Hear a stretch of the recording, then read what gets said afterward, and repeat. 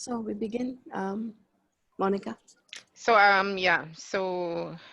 what happens if someone else comes in? We'll just continue Yeah, or let's let do them that. in? Yeah, okay. All right. Hello, everybody, and welcome to today's session, okay, which is mentoring for mentoring parents, actually. Okay, so I'm Monica, and that's Lita, and we Hi. are going to facilitate today's session. But before we do that, let me do a little bit of a screen share and a couple of administrative matters to look into. Okay.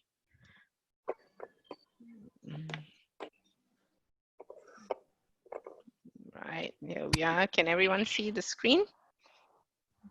Yes, okay, thank you. Okay, so we have quite a few things that we are hoping to do and achieve today because we have a 1.5 hour slot from 5 to 6:30.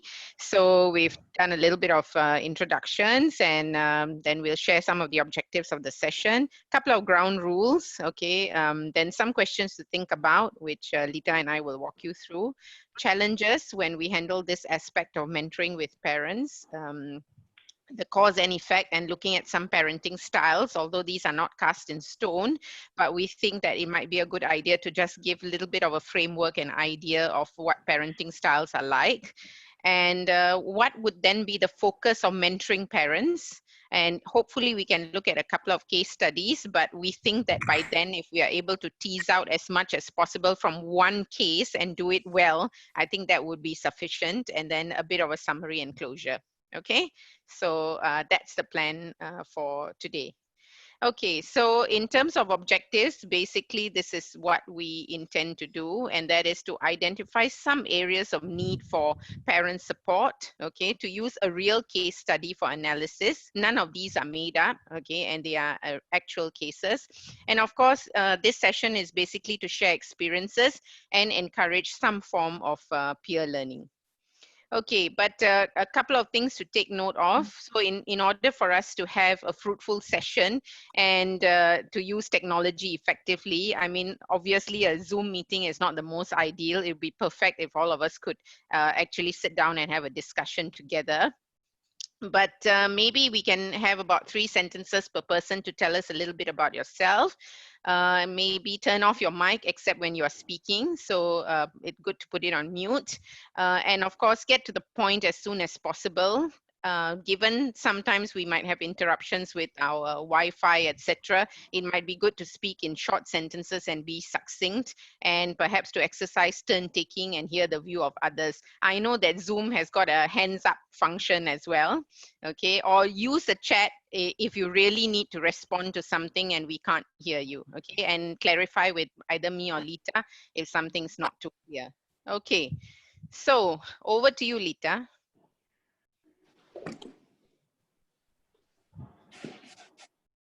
You're on mute. Lita, you're on mute. Of course, yes. Okay, some questions for everyone to think about. Basically, what I'd like to ask you is, you know, people have been parents for generations, but somehow, you know, at this point, we seem to be thinking that, you know, there's more need for mentoring. Is what are some of the reasons that you think, you know, why do we need mentoring at this point? And the other question that I'd like to ask later is about whether you have to be a parent yourself to mentor parents. So let's talk about just this whole thing about parenting, and why is this topic coming up right now, and are there any things that's happening in the background where we feel that parenting is important right now and mentoring for parents is important? Anyone? I can think of one, so I'll start with one. And basically, from what I remember, I grew up in a multi-generational home. And because of that, there was always somebody around, an older person to help. And in a way, there was mentoring that's going on within the family.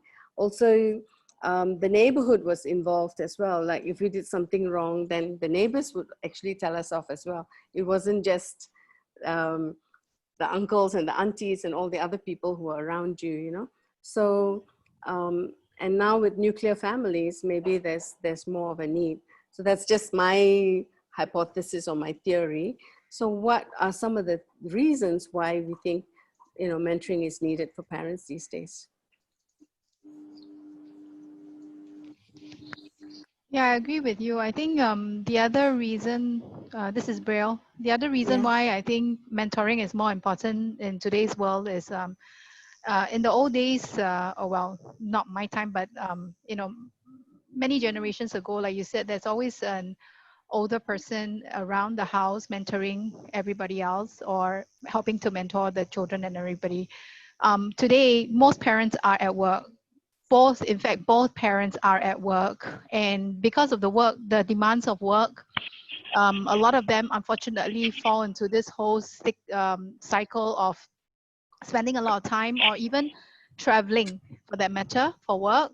And a lot of the caregiving, or so to speak, I use the word caregiving very loosely, because I've seen many parents who have actually just handed over the parenting to their mates. And especially in Singapore's affluent society where a lot of us have helpers. I don't have one, just but I think because of that, a lot of parents. Sorry, I think Ria, I think can you mute yourself? I think there's some background noise coming through. Sorry. Yeah. Okay, so yeah, just a short one. I think because mainly because both parents are working, and because of demands of work, there's a lot of Sure. struggle with work Yeah. and parenting children at the same That's a time. good, And yes. most of us do not have any parents to help us, or rather grandparents to help parent the grandchildren, or we don't have that luxury to do that now. Yeah. Sure. Anyone Okay. else? Any other reasons why you Well, think we need? Yeah. Can I? Yes, Yeah, sure. Elizabeth. Well, I lived, maybe I need to introduce myself a little bit. I lived 24 years in Asia, in Southeast Asia, in Jakarta first, and then 21 years in Singapore. So I know the reality of that part of the world. And now I'm based in Europe, so I have another reality. So there are no grandparents at home. There were never actually parents normally did. I mean, if we talk about the 18th century, yes, but already in the past 100 years, we never had grandparents at home. This is not like in Asia. Yeah. So we have a different reality, but I believe parenting skills today are important because parents never receive a manual. Also myself, I'm a parent, and I never receive a manual with, you know, some guidelines. The guidelines that I get or I got from my parents were not actually so functional, I have to say. So I turned myself to be a very destructive parents, a very abusive parents. And, you know, 20 years ago, I started a journey and I wrote a book on my story of an abusive parent to teach and to, you know, inspire others to learn parenting skill before they become a parent. Yeah. Thank you. That's a good Thank you, point. Liz. Yeah. Okay. Anyone else? Yeah, I just want to Yes. share, I mean, like I say personally, as for myself, like what Elizabeth was talking about, we do not have a set of parenting skill actually passed down from our parents to us. And especially in this current world, pace, results, technologies are the hindrance for all of us to focus on, to push our children towards. And we are lacking of people skill, parenting skill. And because of that, there's a lot of consequences of our parents because of the ignorance of parents itself. And that's made me feel that parentings are so crucial because parents actually giving the destinies to direct the destinies of children. And that's very, very important. And I myself, I wouldn't say I myself as a victim, but I myself as a result, I have to undo a lot of things. And also be aware that I should not pass down the same things that I've been through to my children. So I think parenting is really a key thing is missing out in this world. Thank you. Gillian, you're nodding, so I thought you might have something to add. Yeah, I do agree with what Lita said, that I also grew up in where there's a lot of neighbors. And I remember that I have a very fierce auntie. We call her the tiger auntie. I stay on the 4th floor and she stay on the 3rd floor, and we always rush out because she will scold us, if we're too loud, if we run around. So I do feel that the neighbors are actually, we really have that kampung spirit. That's why government is bringing up the kampung spirit, that we are not fearful about disciplining other people's children. And I think the parents today fail to discipline the kids, and that's why leaders in corporate have to then discipline the kid. And that is this book that written by Simon Sinek, the leadership guru, that he said that.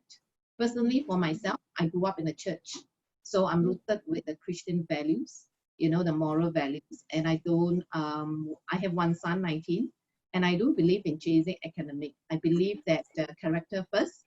So, like if he lie, then not honest, all the character thing, he will have ×3 of Cain. And the Bible says that you spare the rod, you spoil the kid. Yeah, so my husband and I don't spare the rod. And we really focus on his character. And every Sunday, church, we care about whether the best teacher on Sunday morning or the best whatever classes, but our values is Christian value first. So he must go to church regardless. That is non-negotiable. So I guess Ria, the values is important. Thank you. Ria, what's it like in India? Hi, can you hear me? Yes. Okay. So, well, in India, things have changed a lot. There were days when, where we would be in a joint family and everybody were taking care of each other, and our elders would be there to monitor, to mentor, things, guide us. But right now, with the fast-growing life, with both the parents working, I think the parents are not able to give their time to their children. And like somebody mentioned, that the maids are the ones who are taking care of them. Okay, there are families who need to work, both the parents need to work, but at the same time, I feel as a parent, you are the one to nourish, you are the one to mold your child into a better person, a good son or daughter, whatever it is. And that is what is lacking here, I feel. The girls are too engrossed in their phones and media and social other things that they do not want to pay attention to their children at all. So this is what I feel is lacking here right now. Thank you, Ria. Anyone else to add to anything on what's happening and why mentoring is needed for parents these days? Giving a voice to the children. Yeah. Let's not forget, in the whole process, the children are the most important thing in parenting. Sure. Today's children are also very different. The peer pressure, the stress level in schools, with social media and all that, there's so much ongoing in the social media space. I think a lot of the children are very different from the times we grew up. My mother-in-law used to tell me this. She used to put my husband in the tub and he could sit there the whole day and play. And I thought, oh, how dumb he was. But anyways, today we can't do that with any of our children anymore. We can't put them in a tub and throw them a ball and expect them to sit there for more than 10 minutes. In fact, 5 minutes, they're out.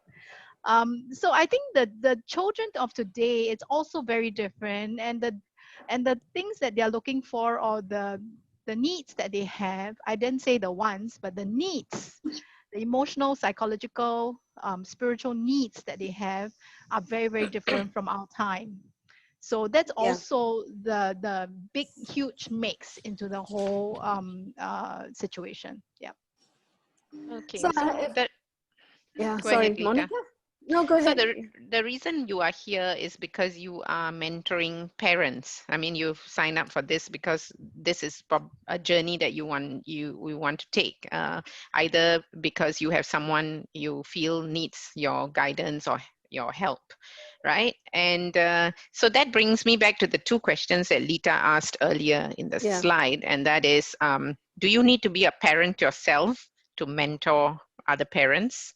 We haven't answered that question. We've basically talked about, what is it that parents need these days, or how was it like when we were growing up. But do you need to be a parent yourself to mentor other parents? No, No. I don't believe so. Sorry, I answer myself. I'm a parent, and I don't believe that only parents can coach or can mentor, in this case, mentor other parents, because the parents are basically for human beings. So another human being who is not a parent can mentor another human being, definitely. Yep, definitely. Yeah. Okay. Yeah. Anyone right. feels differently? That's great. Okay. All right. I agree with the point that you know, you need to be, what you're dealing with. I mean, some of those challenges are challenges that anybody else is also facing, although there's some context that's different, but the whole overall bigger picture is about the same. So yeah, continue, Monica. So in order to add value as a mentor to the lives of those whom you're working with, and you know that you're not there to just give them advice, but you're there to also journey with them and provide some help, some guidance along the way. You've identified a few things when we talked about the differences between then and now, but are there any other areas in which we can address some of these, or at least talk about some of these challenges first before you can journey with someone who's a parent? We've talked about a few, like both parents working, those are some challenges faced by parents. You've talked about technology, not getting the kind of help and support. So we've identified 2 or 3. But are there others? If we were to dig a little bit deeper, are there other challenges? Because if we can't identify some of these challenges, it's hard then to decide how to help them. Can I? Yes. In Europe, for example, but again, I believe everywhere in the world, there are backgrounds of families where there is a dysfunctionality, and where there might be one of the members who's an addictive one, alcohol addict, drug addict, gambling addict in Asia very much. In Europe, we have a lot of alcohol. And so I think to mentor, we have to become aware who we have in front. A family where there is an element of dysfunctionality that is serious, where there is abuse or neglect, like in my family, there was abuse and neglect from my side. So it's very important because in this case, we have to have certain skills as well, emotional skill, intellectual skill, spiritual skill, to eventually face what we have in front. In Europe, we have a lot of domestic violence, a lot of machismo, men that beat up women. In Spain, in Italy, it's the reality, and that is something that not everywhere we have, and we need to be very skilled in order to enter in this kind of contest.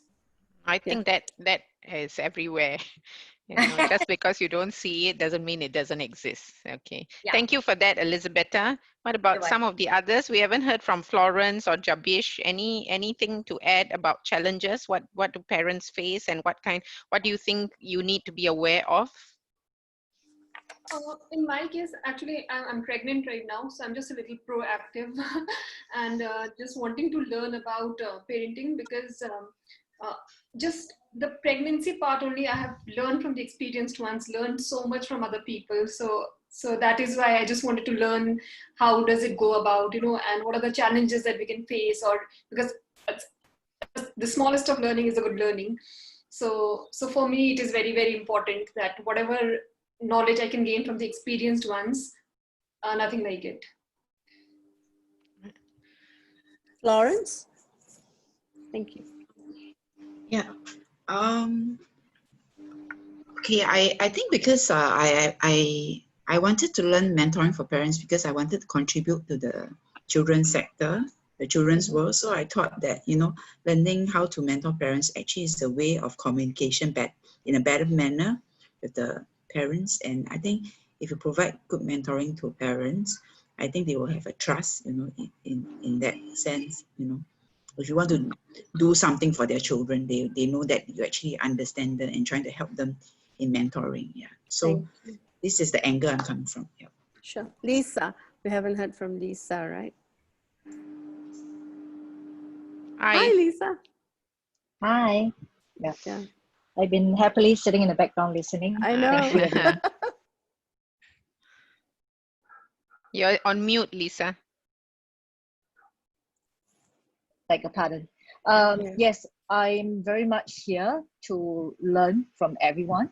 I didn't know it was more for people who are keen in mentoring.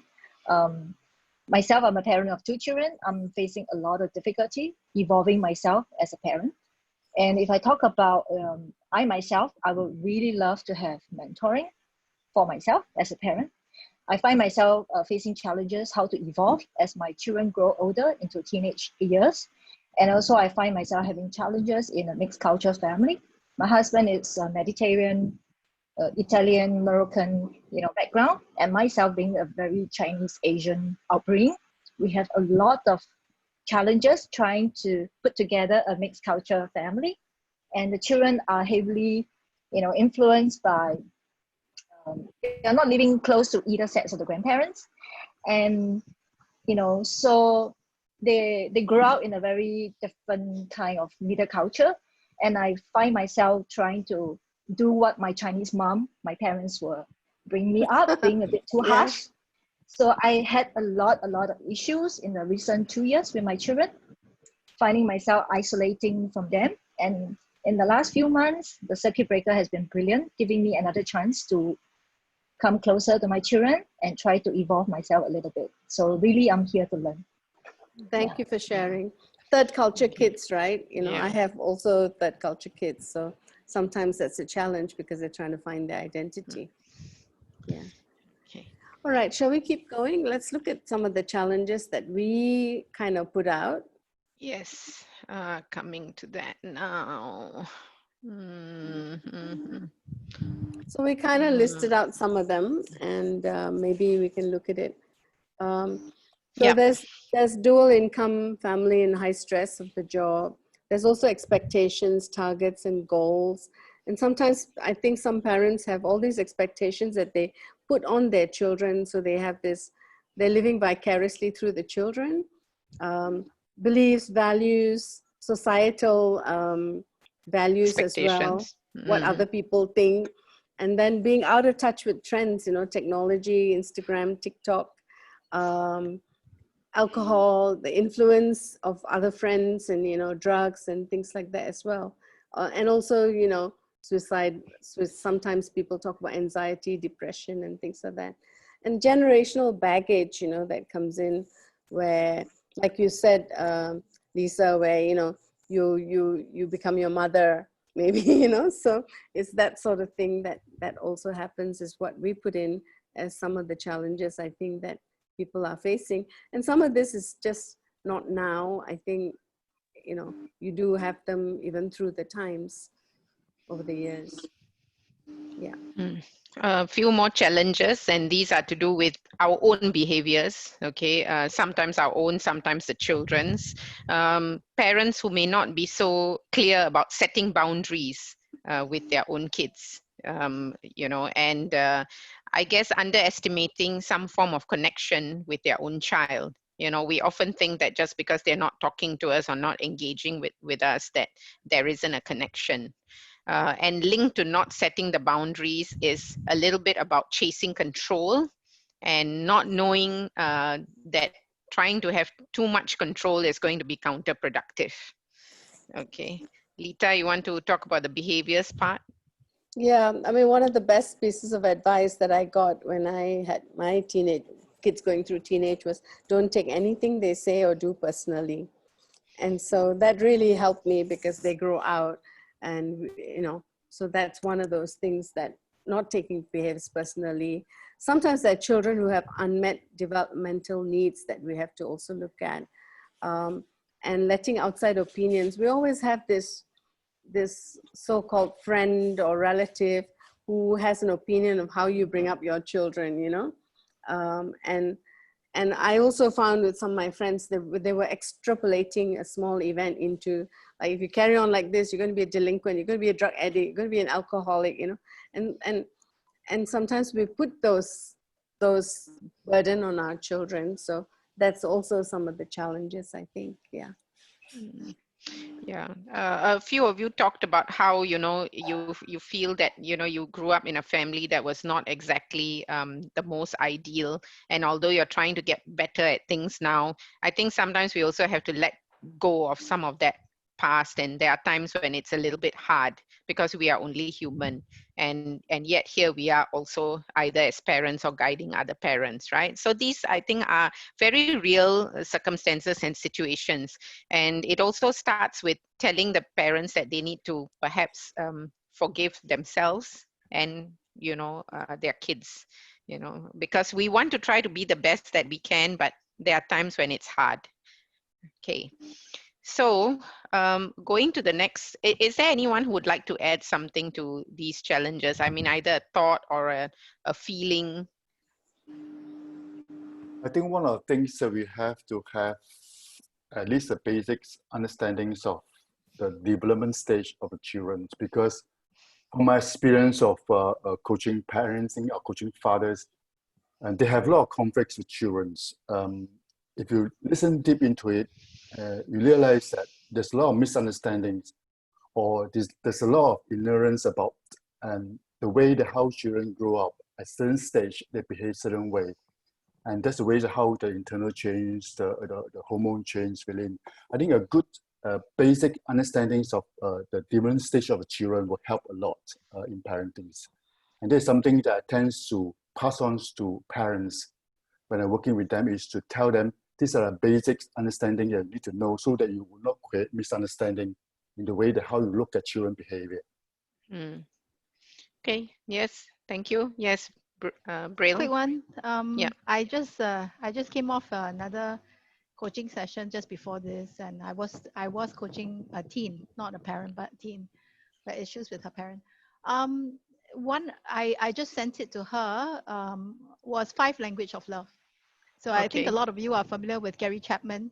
Yes. So I found that 5 language of love is one of a very, very, very powerful understanding tool of ourselves, and also of how we would react, or how parents and children react to each other, or even parents among themselves. So I think that understanding and knowing what your language of love, or how you perceive certain actions, words, and emotions really, really help both parties, whether it's parents or children, to actually understand each other better.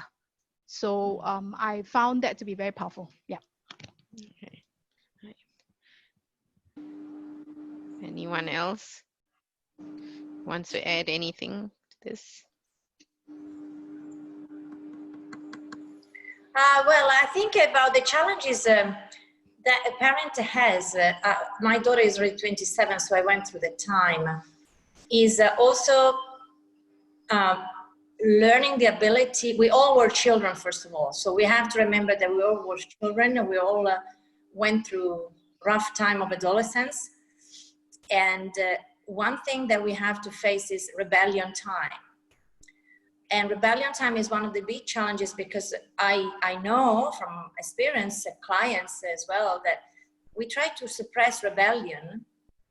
And I believe, this is my personal belief, that rebellion doesn't have to be suppressed, because the more we suppress, the more it will come out later on in life. So as parents, we need to learn how to deal with rebellious children. Not all the children are rebellious. I was one.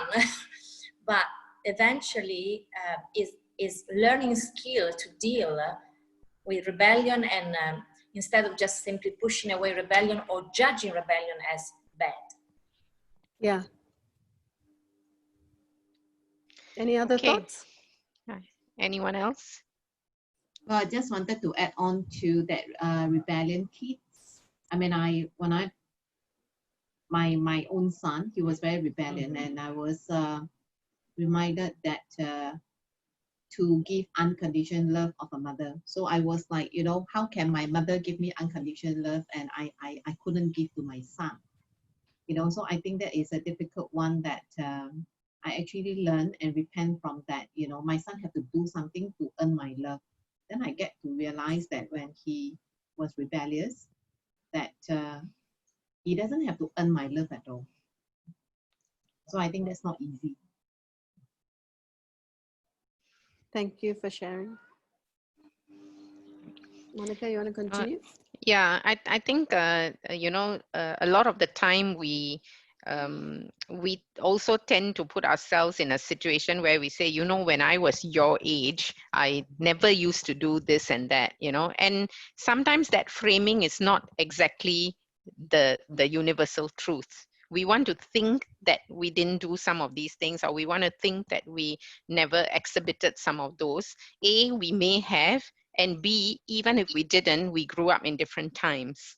So we're sometimes imposing some of these judgments onto the next set of parents or the next set of children, you know. So I think that can become sometimes a little bit problematic, because we live in a different age, a different time, and we have a lot more of, like you just mentioned, all the challenges, the third culture kids, mixed marriages, living in different parts of the world for part of your life and another part technology, and these have to be constantly at the forefront before we do that guidance or before we give that support to another parent, you know, because we're always judging based on our own personal experiences, and that can be sometimes a little bit dicey.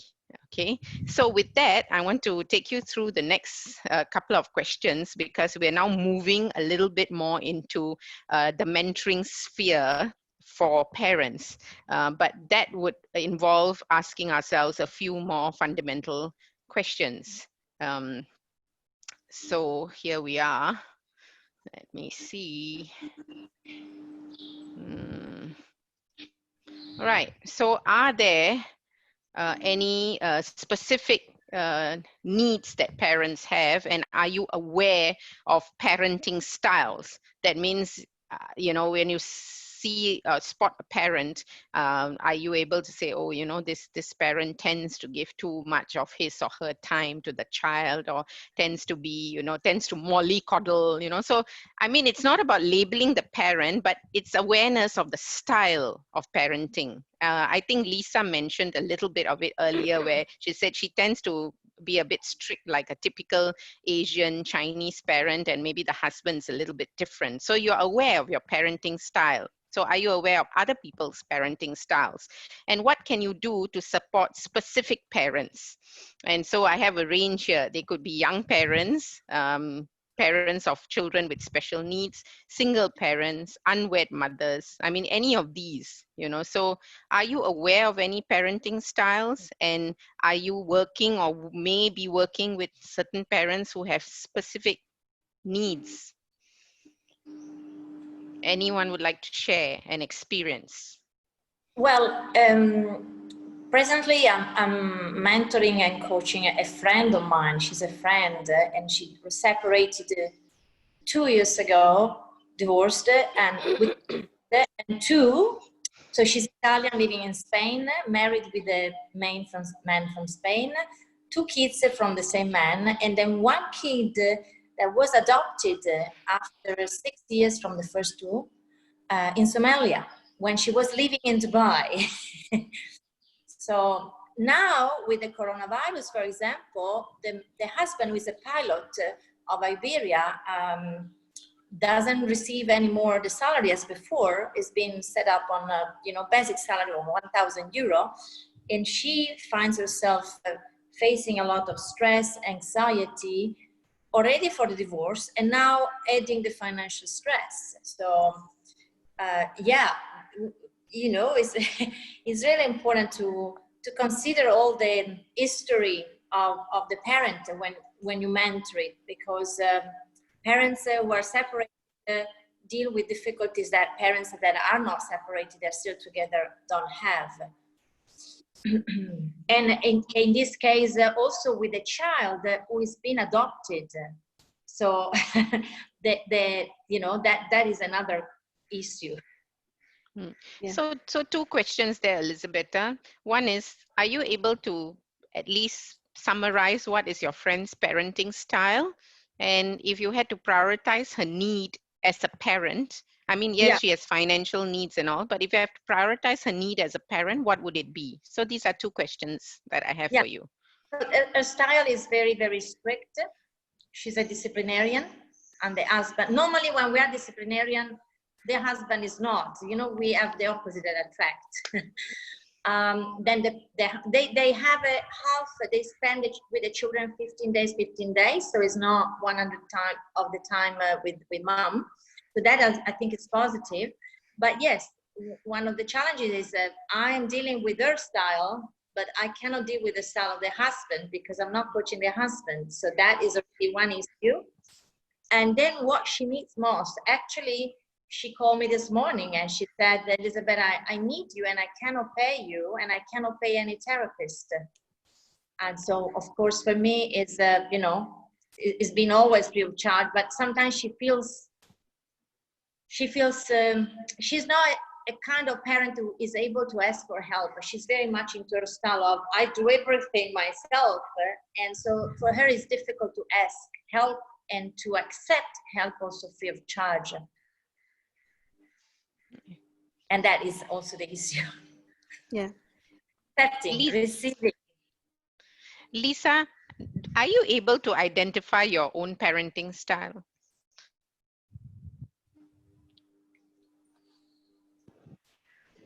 My own parenting style.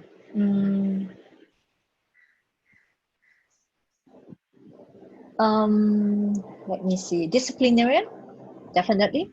And I was having fairly high expectations of my children. And yeah. Okay. Anyone else wants to share something at this point?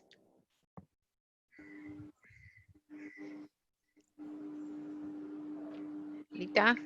No? Shall I move on? Yeah, I think sometimes styles change over depending on the need. You know, sometimes if you have a single parent and, you know, like one parent is this way and another parent, then your needs change. The other times when you yourself change because of things that have happened in your life, or you have a realization. So you might start somewhere and end somewhere else. But I think generally, yes, there's an overall style that, you know, most of us have. Okay, so I'm not sure whether you've seen something like this before, but basically, I mean, this is one theory, this is one framework where you look at how much control we have over our kids and how much warmth we exercise. And we don't look at control in a negative way here. Not always, at least, because setting boundaries is also a form of ensuring that there is a certain amount of control. So as you can see, you have the authoritative one where the control and the warmth are both on a high. Then of course the authoritarian one where there's strict discipline but the warmth level is low. Then you have the uninvolved parent where control is low and warmth is also low. And finally, you have the permissive parent where you're extremely warm, giving in all the time, but don't have control. So I'll just give you a minute or so to look at the 4 quadrants.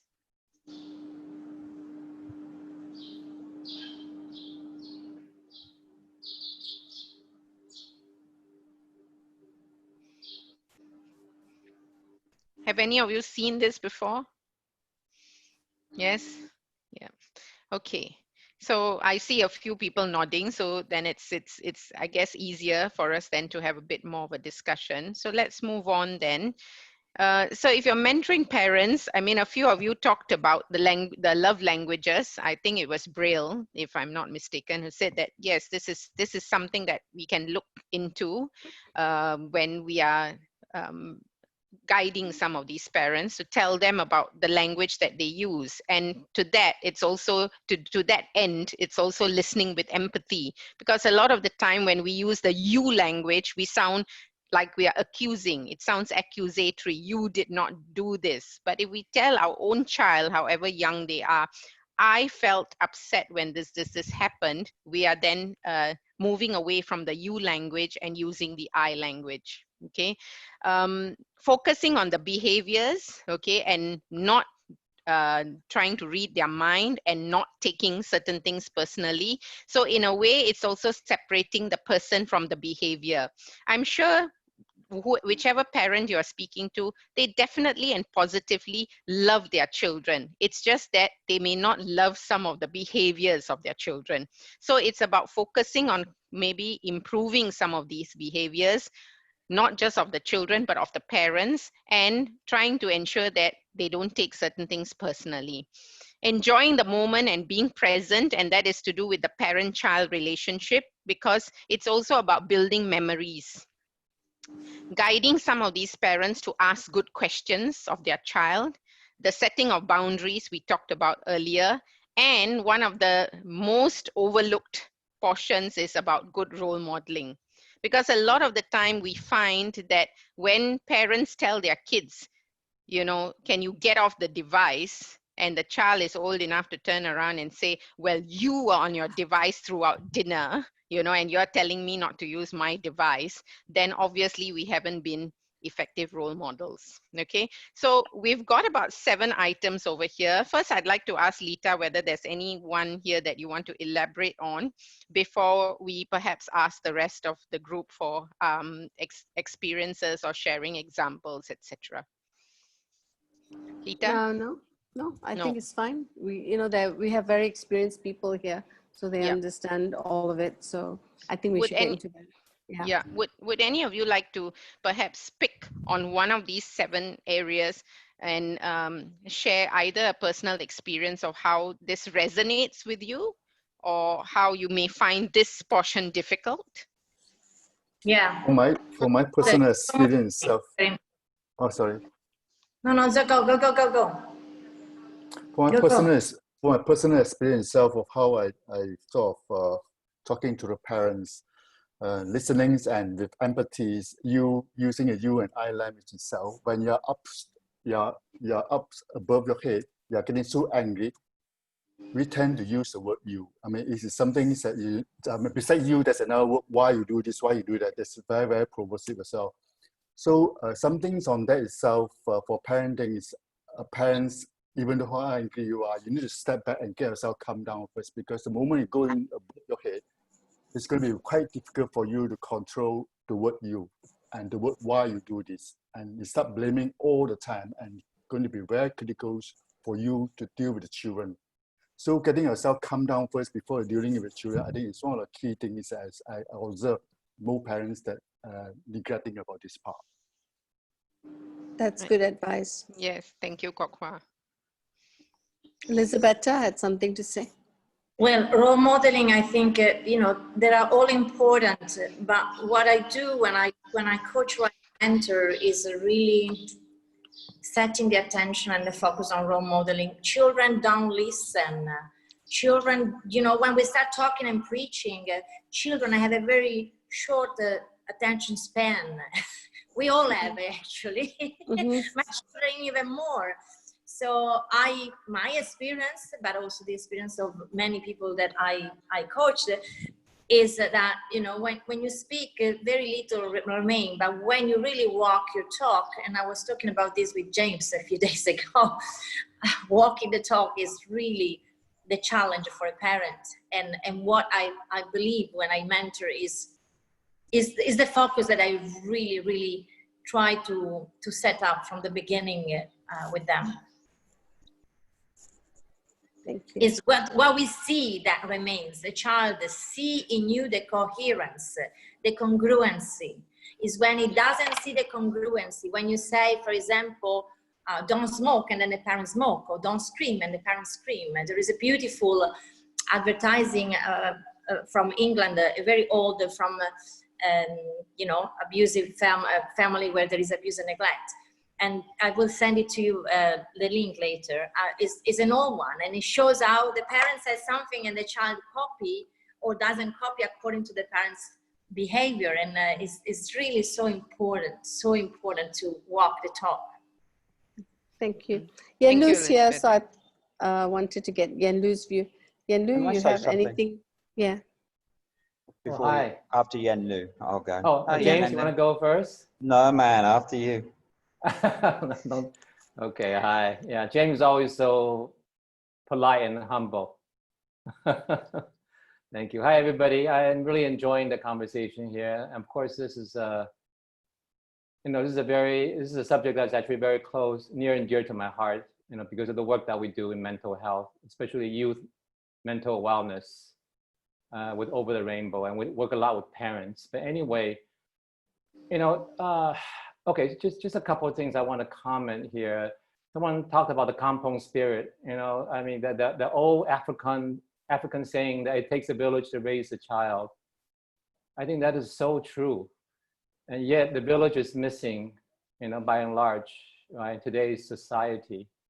There's always somebody around. I remember when I was growing up in Taiwan, and I go to the village and there's always some adults around. There's some role models, some mentors that when the parents not around. And that village is missing today in the kind of, in the environment of the parenting that we're talking about.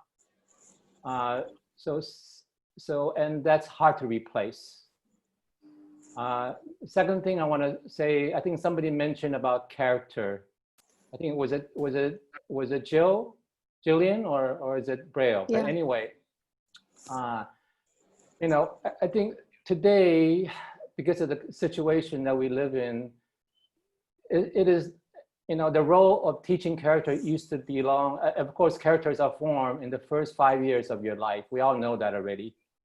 The very early young in our life, our characters are developed, right? So, and that of course falls on the shoulders of parents and parenting. But yet that role, because of the situation, both parents working, parents themselves sometimes are themselves had a lot of challenges to deal with. I mean, I just read an article this morning on Straits Times. I don't know if you've seen that one, about adverse childhood experiences. Did you see that? That adverse childhood experiences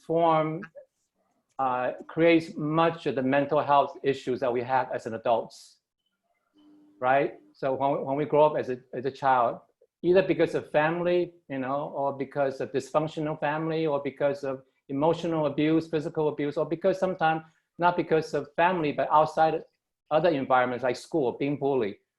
And 2/3 of adults in this research work, you should read this, 2/3 of adults in Singapore that was surveyed had at least one adverse childhood conditions in their life and when they were a child. This is very important data because that is, that will form triggers in terms of our mental health, right?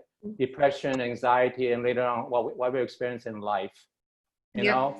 So I think, so going back to the character thing, I think the most important thing we have, and this is after so many years, right? All the learnings, all the pain that we went through, that the most important thing we can teach our children are two things. One is have a good heart and have a good head on the shoulder. Those are the two things. Nothing more important than, in my view, humble opinion, are those two things. It's not about skills, right? Skills they learn, skills evolve. Things change, technology evolve very quickly. What you learn today in skills will not be available tomorrow. It's about you have a good heart and you have a right head on the shoulder, then this will last you a lifetime. And unfortunately, who's teaching that today?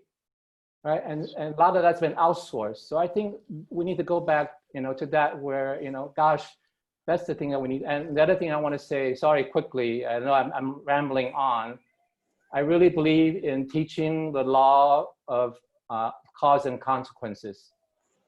The laws and children needs to learn the laws of cause and consequence. Every action, there's a consequence in every action. This is physics. So whatever they do, what they say, right, has a consequence that they need to be responsible for. So it's about responsibility for your own actions, what you say, what you do. The other thing is law of harvest. That's another thing I think is very important. We reap what we sow. And that's the thing that we need to teach our kids. So I think, sorry, this is just some quick sharing here in terms of just my thinking and what's close to my heart, and what we need to do really as a parents. And unfortunately, I think the thing that's needed now is we need more people with characters in the world, because that's really sorely missing, and that really begins at home and early in life. So we have a big job to do as parents, Anyway, thank you for allowing me to share. Thanks, Yendu. James, you're saying something? Yeah, I think there's a whole trick being missed here. I mean, and it may be deliberate. the assumption is that you're talking to somebody with a young child. I mean, we know that parenting doesn't stop when they reach 18 or 21 or whatever. So parenting goes on and on and on. And the conversations are going to be completely different. What you expect from your child in morally and values, etc., when they're growing up, when they're adult, you know, they take ownership of their lives. So the mentoring has to change. The second thing I would add, just as a very brief experience I had, I was working with a grandparent who was mentoring his son and his grandson. And there's that whole sort of concept of life. So I think when you say mentoring parents, are you talking about mentoring parents with young kids or mentoring parents? Mentoring parents for us, when we framed it, we're talking about at every stage actually, and there are different needs, obviously, because of the context. But yeah, mentoring parents. So we focused a lot on kids, right?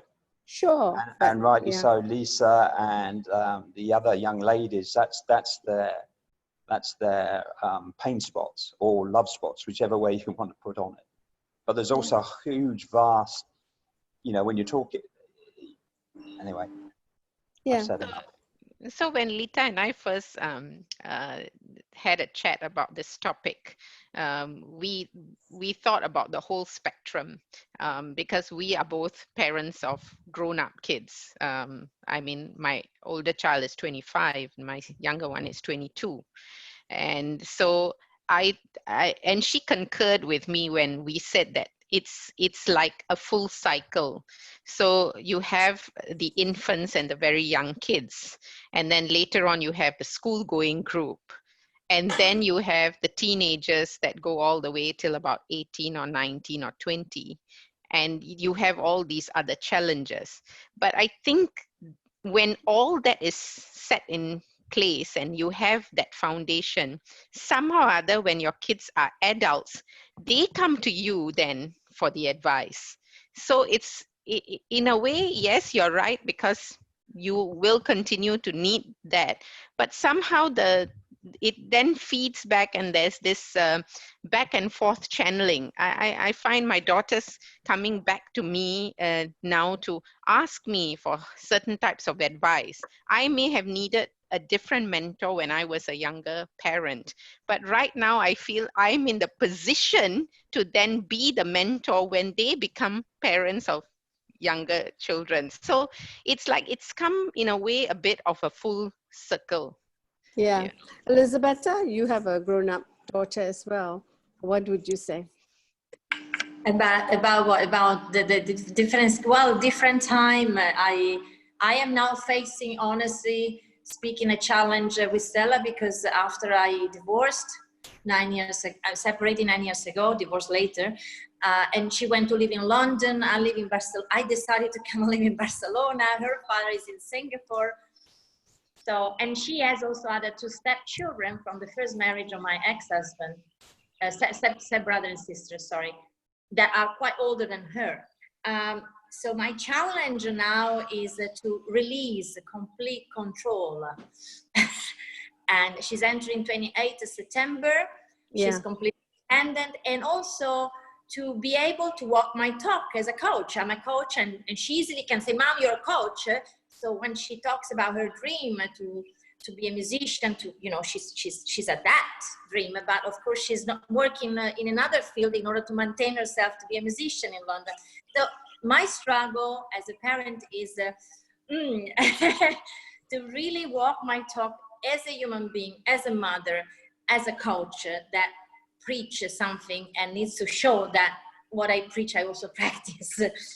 And also the chance really to really see that at this time it's time to release her. It's not her cutting the chain like I did myself. For me, it was cutting the chain that was not released. For me, it's to release with love. And with what he said before, I heard that very good, cause and effect. And we ripe, what we sow, we ripe. So she has these 2 values very much grounded in her. And I think with these 2 values and the value of love in her heart and responsibility, she's quite well equipped now to go in the world. And to have mom here, if she needs, but if she doesn't need me like now, in this moment, she's all about herself. Okay. Yeah, they come around at different times, but the whole idea of releasing is important as well as a parent. And I've seen parents where they struggle to let children go, or when the children go away even, then they have issues in dealing with that. Yeah, but good point, James. Anything else? Anyone else wants to add? Gillian, Florence, anybody?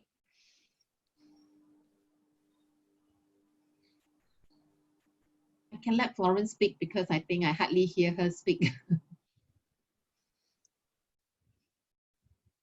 I spoke just now. It's not I spoke. I'm learning, yeah. Okay, good. I'll talk later, yeah. Thank you.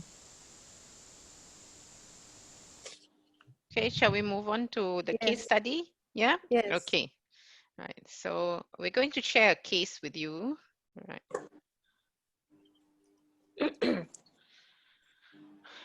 I don't suppose I need to read this out, right?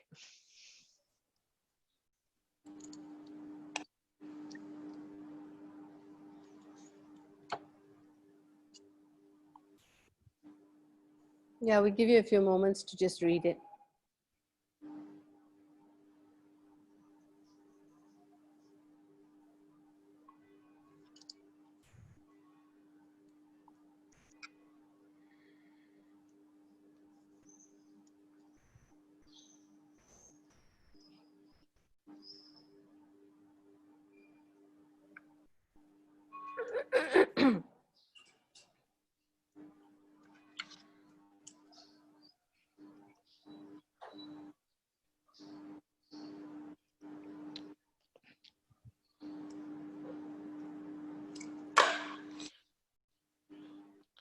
Right. So basically, if you are a mentor to Allison, and you are right, sometimes you only have access to one parent and not both.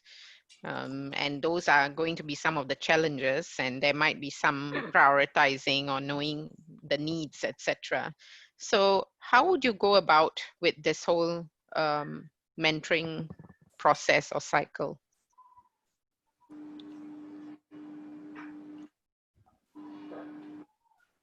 Can I say something? Sure. Of course, James.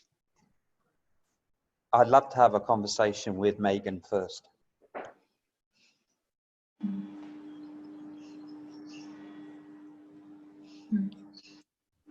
Anyone else? Would you agree? Talk to Megan first. I agree with James. I agree with James. Especially because the child is 14 years old. She's entering teenager time.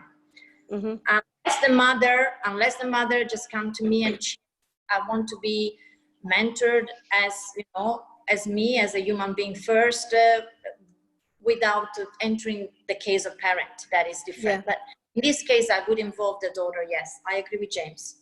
Yeah. But if you don't have access to the daughter, or that, you know, the daughter is not willing to speak to you. But you're only hearing one side of the story. You need to hear both sides.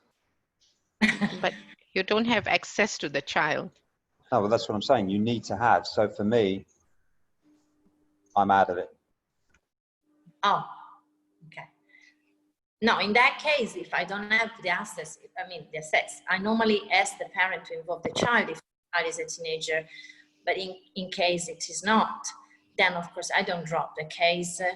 I start listening to Allison. I start, you know, asking Allison just to come and give me a story. And also, I normally ask a story of her life. I want Allison first to be listened in her own story and in her own, what was her grown up? What was, you know, her teenager time?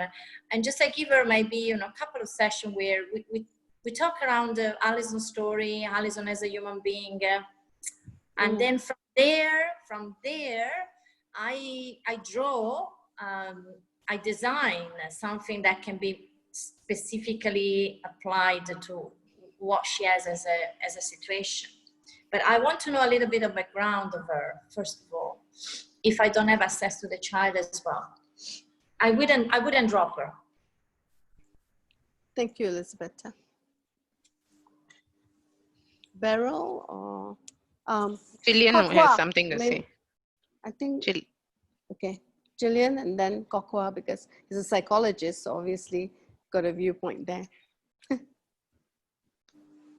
Gillian? I would agree with Elizabeth. In fact, I've been parenting parents that some I have access to the kid. I know the kid, but I don't sort of like interview the kids as you know.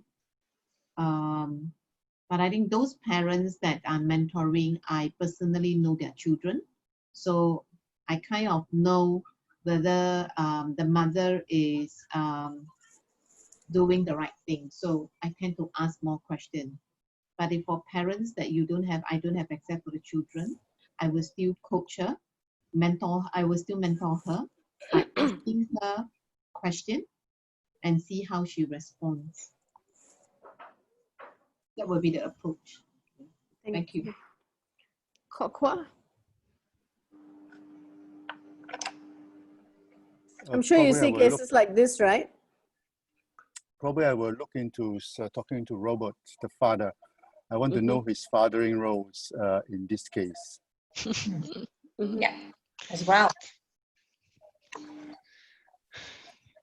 I think in an ideal situation, triangulation is always best. If you can have access to the father, the child, and then, you know, find out what is it that Allison is struggling with, that's of course the most ideal, because everybody may have to do a little bit on them, work on themselves a little bit. But there are times when even if you've started mentoring Allison for other things, and now, you know, she's surfaced a new problem, and that is to do with the parenting. And she tells Megan that somebody wants to speak with you. You may come up with the wall because the child may say, why are you talking to other people about our relationship? And I've heard kids saying that and doing that. So in as much as we want to listen to all sides of it, and we've only heard one side, or you may want to speak with Robert, you may find that his parenting style is to either be permissive or the absent parent, and Megan may feel a little bit uncomfortable, even if she knows you and she knows you know you're the mom's friend and mentor. She may not want to speak with you. So does that mean we don't handle the case, you know, and we don't give our you know, mentoring skills to them?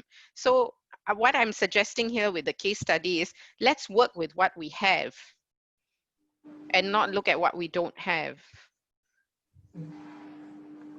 Gillian, you're on mute, I think. Yeah. Oh, Gillian. Yes, Yen Lu? Yes.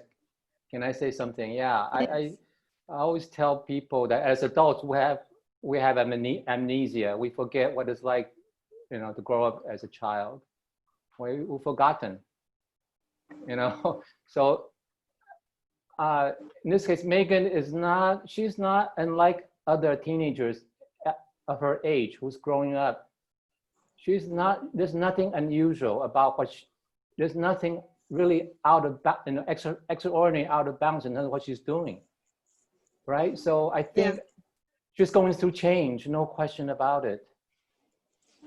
You know, and the question is, as parents, what do we do? You know, to recognize that she's probably going through emotional and physical change, a lot of it very quickly. And then secondly, to empathy, right? You know, and it sounds like here that Allison attempts to bond with her. So does that mean she really hasn't had a close relationship with her daughter? Now she tries because she recognized that, hey, you know, my little girl now seems like she's growing, or she's going away from us, the Megan that we used to know. She feels a need to kind of bring her back, right? But then she attempts to bond, tells me that she hasn't really bonded before then. So there's already some questions that I would have, right, on the relationship that they have between the parents. And I don't know about the father. You know, is he an absentee father, or is he someone that's active, you know, in and engage with the daughter, you know, the life of the daughter. So anyway, those are some of the things those are some my initial comments. Yeah. Braille, you had something to say? Yeah, I agree with Yan Lu. I would actually ask Alison why she's actually interested to be mentored now, or why she's actually interested about her daughter right now. Because Yan Lu pointed out, one of the things that came up to me very quickly on the case study was that she is same as Yan Lu. She makes an effort. So it's not even natural, you know.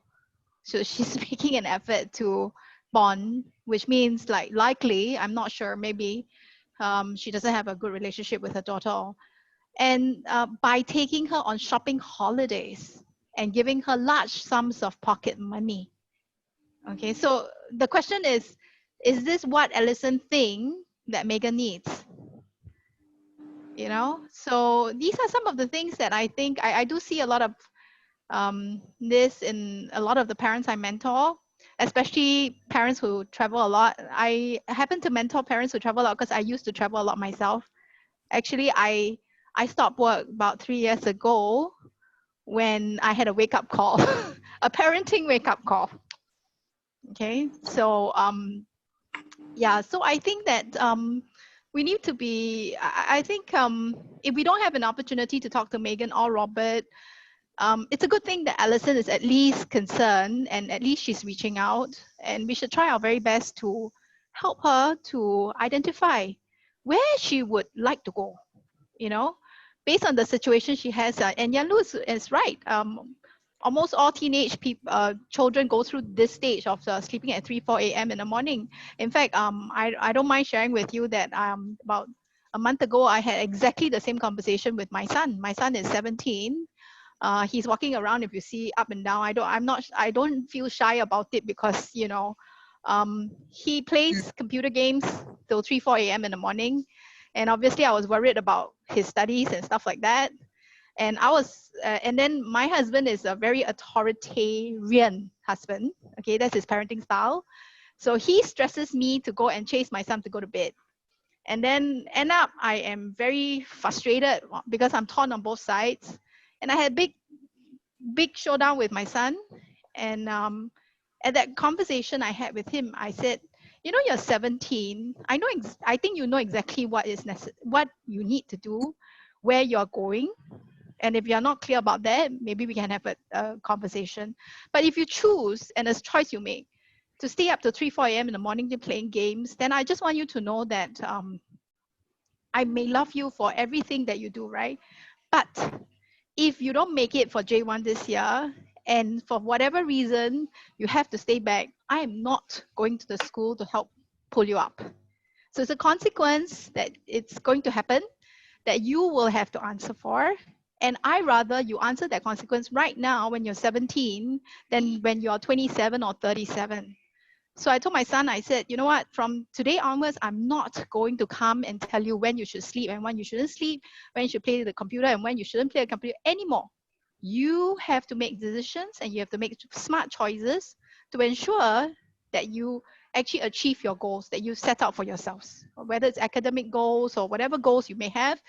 You know exactly what goals you have, and I want to trust and believe that you are going to be able to do that, right? So I agree with Yan Lu. I mean, most teenagers staying up 3-4 a.m. in the morning, playing computer games, you know, talking on the phone, watching K-drama, doing whatever they want to do, right?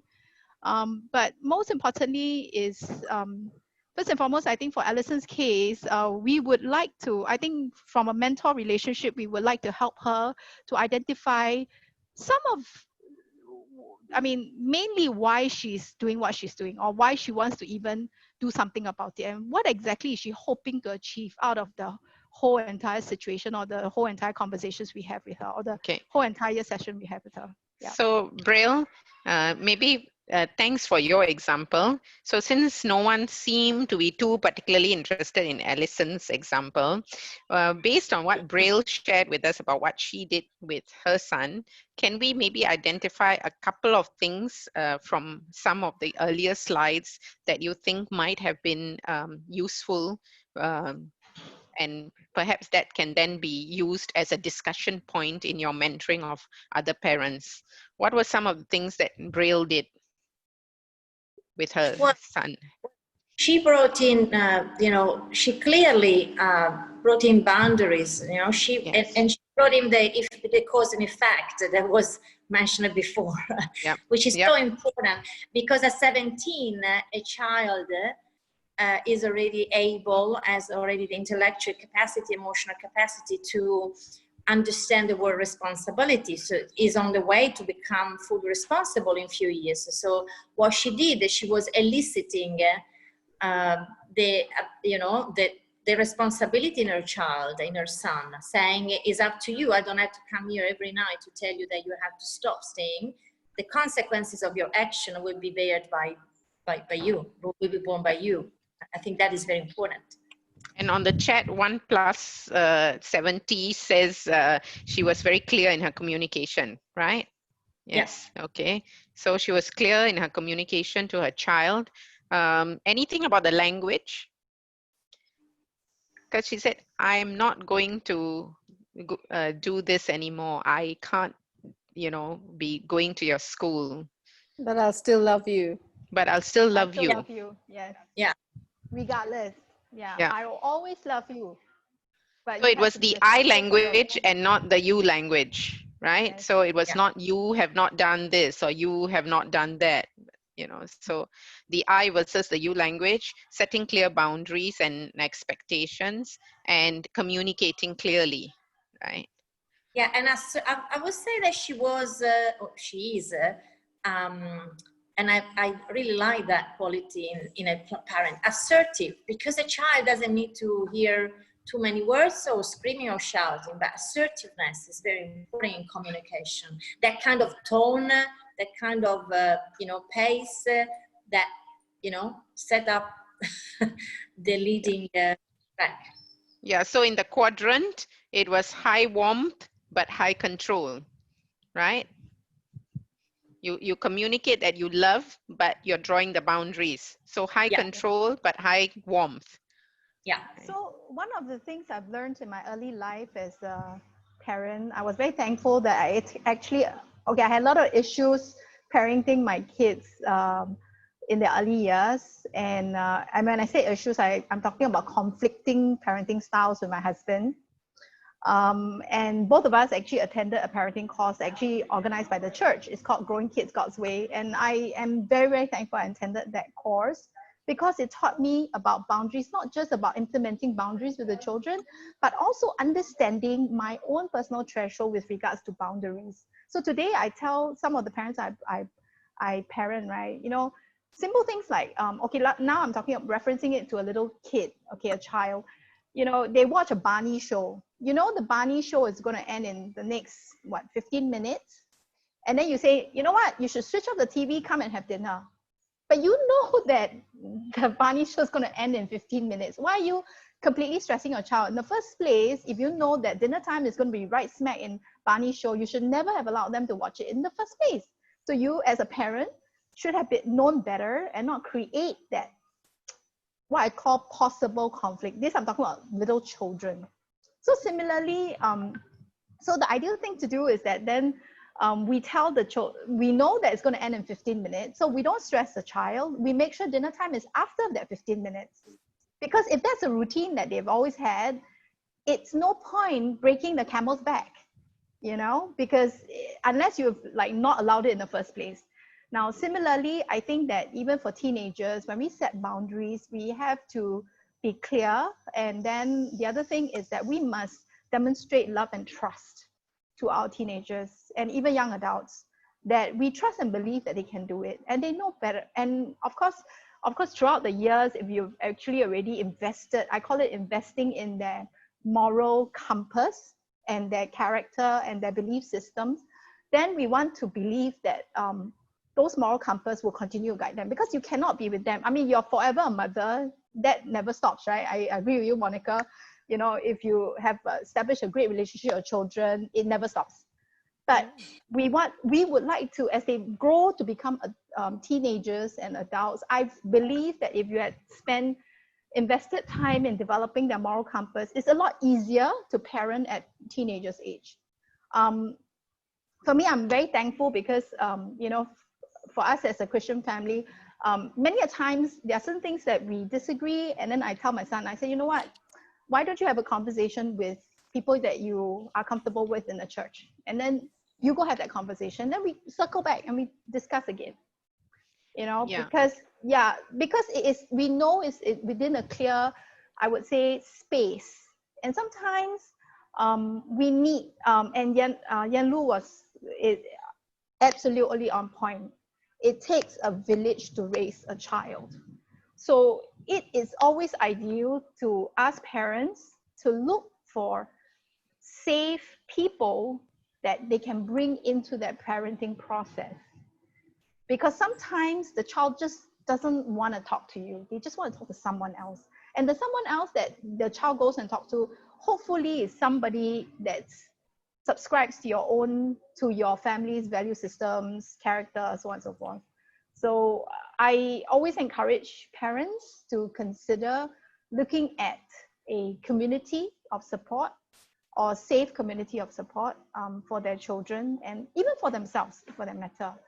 So and I'll be honest and happy to report that after having that conversation with my son, he's a lot more responsible, right? I don't think about going to his room and knocking on his door anymore, and telling him to sleep. I mean, we have we do not allow, okay, we have an open door policy in our house, so people don't close the doors. Even I myself, I mean, when I go to bed, we leave the doors open. So we have this open door policy. So when I knock on the door, it's like, oh, it's time to sleep. But usually, I'm happy to report that after that conversation with him, I could see that he puts in a lot of effort in managing his time better. So I'm happy with that, with the consequence. And just so you know, my son is autistic, right? He's Asperger's. So even more, I have to be very careful with the conversations I have with him, because I need to make sure that he understands exactly from an emotional perspective and spiritual perspective what I'm talking about. Yeah. Thank you, Braille. And I think one last point to add to deconstructing Braille's style is that she's very clear. She has clarity as a parent. And a lot of the parents you may mentor may not have the same level of clarity that they need. And that's where they need the guidance in terms of the art of questioning them. So if we are looking at this session as mentoring for parents, or mentoring parents, then I think one of the things would be to ensure that they have their clarity before they can even create their boundaries. So let's have one or two more comments before we wrap up the session. We're almost at 6:20, 6:25. Maybe from a couple of people we haven't heard from yet.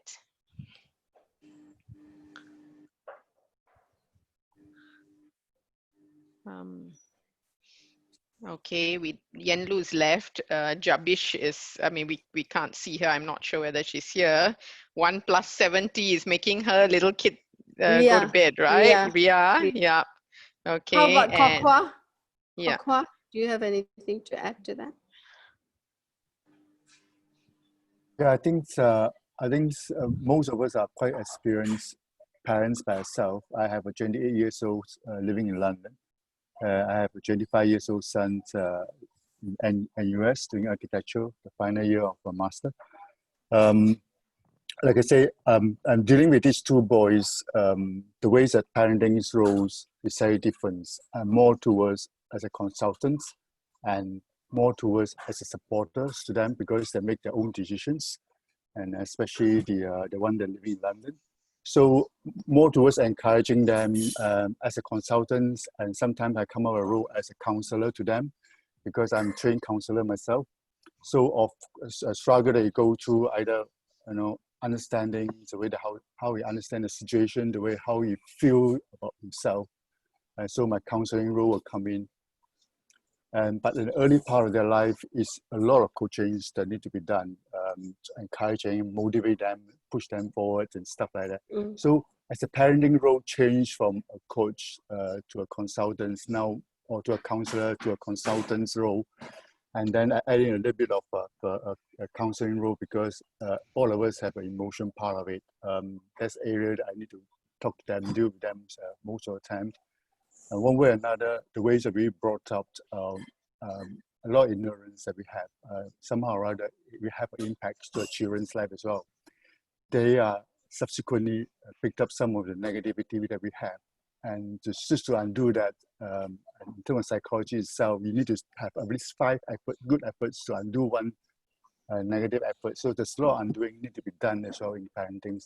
So role change over time, and depending of the age of the child, the families or the parents asking you for help, and that role, that function have to change along the way. That's my experience. And also another thing is I have experience in working with parents. Parents themselves are addicts. They get in and out of prison and stuff like that. Of course, you can see the dysfunction of the family, and the parents are addicts. And the children actually affected a lot psychologically, emotionally as well. So that function also slightly different. There's a lot of assurance has to go into the parent first before actually working with the children. So these are things that my experience. These are things that I counted on in my experience. So I have a question. Thank you for that. And the question is, what about the other way around? What do our children teach us? Because I know that there were a lot of times when I have confronted a situation with my children, and then without awareness of what's going on with them, or sometimes even with awareness, but my perspective, and then they show me something and I go, oh my God, I didn't see that coming. So they've taught me to be a better parent, actually. Yeah, indeed. I think I learned to be parents through them. And then find out a lot of limitation on myself, a lot of shortfall on myself as well. And sometimes I say the other way around as well. Sometimes I look at my children, I see them in the mirror of mine as well. So there's a lot of learning process. I mean, parenting is a lifelong process. That's my experience. Thank you. Well, I like to add to what you said. Children are our mirrors. So you mirror yourself, but also I had to learn from my own child. She pointed out a few times to me, I'm not you. And so yes. I'm also a counselor myself like you. So really understanding that, yes, there is a piece of me, a piece of dad, but Stella, like the children of everyone here, are their own children. They are someone different. And so that is very important to keep it in mind that they are our mirror, but also they are their own selves. And they have to glow and blossom and fly for what they are, for what they have, and for their own purpose in life, which is different from us. The other thing that I found while mentoring parents here in Singapore especially is that our children is not the person we wish we were. I meet a lot of parents who say, I wish they'll do this. I want them to become a doctor, And I look at them like, you wanted to be a doctor? Or did you want to be a doctor? And then they said, yes, I wanted to be a doctor. So I think she should be a doctor. Yes. So Braille, so Braille, that was the point brought up earlier when we said some parents want to live vicariously through their children. So if we recognize this, then it's something that we can work towards when we mentor them. So living your life through your child. And you and Ria have said our children teach us patience. I saw it on the chat. Yeah. Okay. Right. That kind of brings us to the end almost. Mm-hmm. Yeah. Yeah. So Lita, you want to close the session? Yeah. So if there's nothing else to add, I'll be summarizing these notes and then we'll send that through. So with a lot of nice nuggets here that we've captured, lots of nice little ideas. And I think that, if we share it with you and also with the rest of the community, people get to learn from you. So thank you for coming this evening and sharing your thoughts with us. We really appreciate your time. Elizabeth, I met you before. Yes, I know. We met before. Yeah. And I think Nice it to was meet you again. a PS Cafe in Orchard Road, if I'm not. Good memory. I remember. Okay, so take care and we'll stay in touch, yeah? Thank Okay. Thank All you right. so Thank much. you, everyone. Thank you. Bye-bye. Bye-bye. Bye. Bye. Bye-bye. Thank you.